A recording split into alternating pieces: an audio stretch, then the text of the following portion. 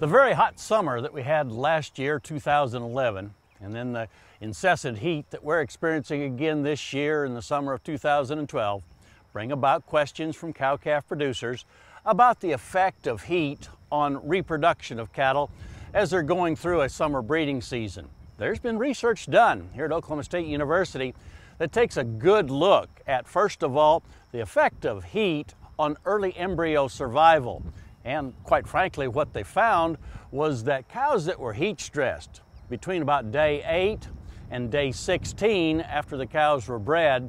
were very vulnerable to heat stress and loss of embryo survival. In fact, the difference went from 83% of the cows maintaining a viable embryo if they were left in a very comfortable 70-some degree environment, compared to only 50% of them still having a live embryo if they experienced heat stress like we see in Oklahoma summers.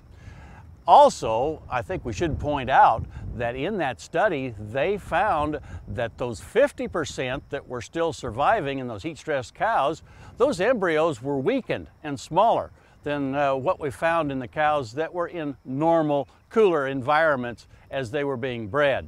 Also, there's been data done on dairy cows that indicates that heat during the actual time of insemination may very much adversely affect reproductive capability of those cattle. Therefore, I think we have a pretty good story to tell that heat stress can have an adversarial effect on reproduction summertime in Oklahoma of beef cows.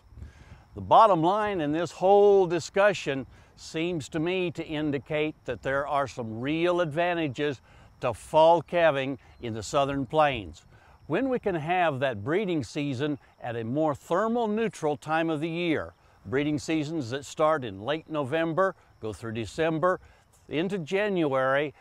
certainly seem to indicate that we would have less chance of having environmental stress on these cattle during the breeding season, and therefore a higher pregnancy percent. We have to get the cows bred before we can have a calf crop the next year to sell.